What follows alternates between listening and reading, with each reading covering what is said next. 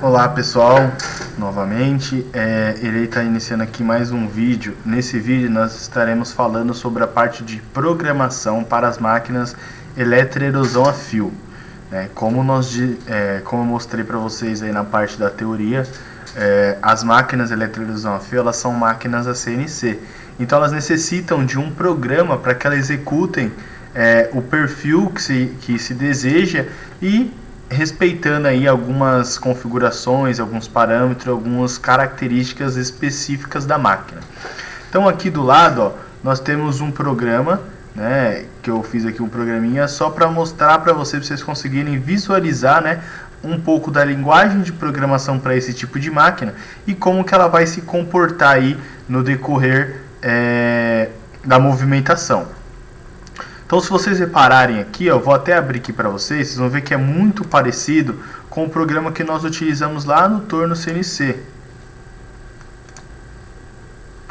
Então, vocês vão ver aqui, ó, que a programação ela é muito parecida, né? Porque os dois eles trabalham com linguagem de programação ISO, no caso dessas duas máquinas aqui, né? Então, aqui nós tínhamos a pecinha do torno lá que nós fizemos e aqui nós vamos fazer um caminho, né, para o corte dessa ferramenta, para esse corte dessa peça. Então aqui, ó, é o nosso ponto de origem, a ferramenta está posicionada aqui no X de 10, Y de menos 5, e ela vai fazer aí a movimentação para estar iniciando o corte, tá?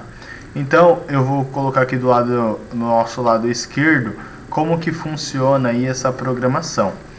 Então, eu tenho que fazer uma pré-configuração de alguns itens antes de eu começar a realizar a usinagem. A mesma coisa que nós fizemos aqui, ó, nas peças de torno CNC. Eu tenho que fazer algumas configurações que nós chamamos de cabeçalho de programa. Então, vamos conhecer o que contém nesse cabeçalho de programas. Então, nós temos o comando M15P11, que ele vai determinar o modo de inclinação, ele vai liberar o modo de inclinação.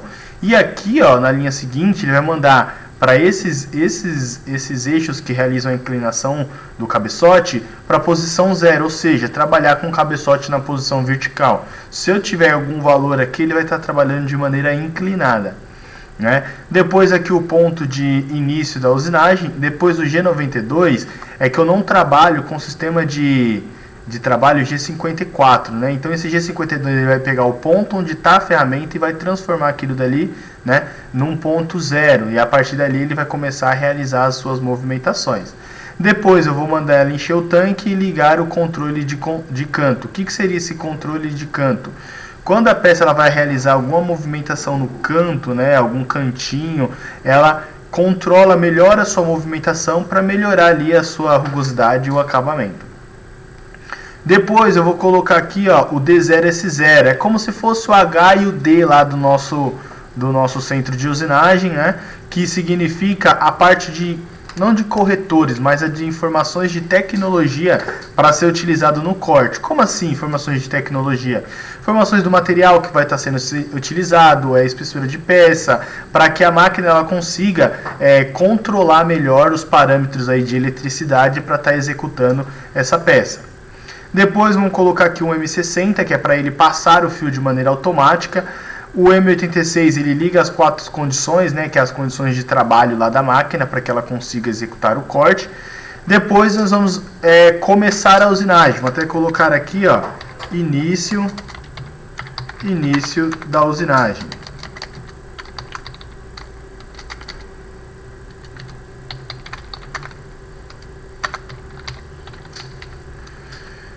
Então aqui ele vai estar iniciando a usinagem, onde ela faz o primeiro movimento. Depois ela vai descendo aqui, ó, e vai seguindo o contorno. Vai fazendo todo o contorno. Notem que aqui as movimentações são realizadas com o movimento G1 e depois com movimentos também G2, né? O que seria esse movimento G2? O G2 e G3 é para interpolações circulares. Depois que ela terminar aqui, né, eu vou colocar aqui, ó, fim da usinagem.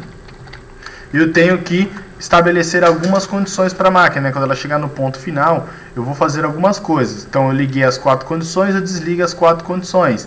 Eu passei o fio, eu corto o fio. Eu enchi o tanque, eu esvazio o tanque. e aí eu coloco o comando de fim de programa e que faz ela retornar para o ponto inicial, né? Para se eu tiver mais alguma peça para cortar, eu vou colocar lá a nova peça e aí ela vai estar executando o corte da próxima peça. Uma outra observação importante, notem aqui, ó, que ficou interligados as letras, né? Porque eu fui fazendo a programação justamente para ela acontecer isso. Porque diferentemente do torna CNC, do centro de usinagem, a ferramenta ela não sai e depois volta o contato, né? Ou ela tem que entrar dentro da peça ou ela vem de fora para dentro.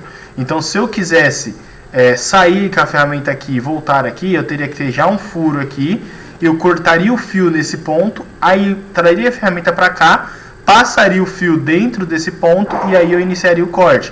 Quando chegasse aqui no final, eu cortaria o fio, levaria a ferramenta para cá, passaria o fio por dentro de um furo prévio aqui e aí eu executaria o corte. Como aqui é só para vocês visualizarem a movimentação, eu fiz dessa maneira aí mesmo, só para de uma maneira contínua para até chegar do ponto inicial até o ponto final. Então, esse momento aqui, ó, que eu coloco aqui a passagem de fio automática, ela pode depender, né? Então, eu posso pegar aqui, ó, deixa eu ver o ponto lá onde ela termina, aqui. Então, antes de eu fazer essa movimentação aqui, eu posso colocar lá um M50 para cortar o fio. E aí ela vai fazer essa movimentação. Depois dessa movimentação, eu coloco o M60 para ela passar o fio novamente. Porém, lembrando, né, eu tenho que ter um furo aqui para que esse fio consiga passar lá dentro, porque senão ele vai bater na placa e não vai conseguir passar. Quanto mais rápido eu colocar a movimentação aqui, né, quando mais rápido eu fizer o fio se movimentar, né, no caso que o fio vai ser o nosso eletrodo, eu vou estar conquistando um gap maior. Com isso, eu vou estar deixando uma folga maior ao redor dele e uma rugosidade pior. Como assim? O fio ele não entra em contato com a peça, então ao seu redor ele vai gerar um campo ali, né, uma ponte de íons, né, que vai fazer o aquecimento do local, chegando aí de 2.500 até 50.000 graus Celsius, que vai fazer a remoção desse material. Então o fio ele não toca. Então esse espaço entre o fio e a peça onde propriamente está cortando é conhecido como o gap. E aí as condições que eu for colocando, né, a tensão, a corrente que eu colocar para a máquina executar o corte, ou seja, todas as configurações que eu fiz na página de informações tecnológicas aqui relacionadas com o D0 e o S0 é que vai determinar aí o gap, a rugosidade final. Consequentemente, isso daí vai estar ligado diretamente com a velocidade. Quanto mais rápido a ferramenta estiver se movimentando, maior provavelmente vai ser o gap e pior vai ser a rugosidade. Então é isso, pessoal. Aqui nós fizemos aí uma simulaçãozinha bem simples, mas para vocês conseguirem visualizar e ver aí as semelhanças entre um programa e outro CNC e entender que a parte principal é entender o conceito da máquina para que você consiga aplicar os comandos. Esses comandos aqui a gente consegue consultar uma planilha, né, um manual até da máquina e ver para que serve cada função e aí a gente saber quando ligar e quando desligar, como por exemplo o exemplo que eu dei aqui do M50 e do M60. Então, o mais importante é sabermos o que estamos fazendo, né? As informações particulares e pontuais a gente consegue buscar aí dentro de um manual ou um curso específico daquela máquina, beleza? Então esse é um programinha de uma pecinha que cortaria aqui esse perfil aqui Unicamp. Lá no próximo vídeo, né, eu vou estar mostrando um vídeo de uma programação no Pitágoras, um pouco mais elaborado, que aí nós vamos fazer uma pecinha realmente com o nome Unicamp, que ela vai sair cortada junto com a basezinha, para ficar aí, vocês conseguirem visualizar todas as tecnologias, tanto a programação convencional aqui para essas máquinas eletroerosão, quanto também a programação com software CAM. Beleza?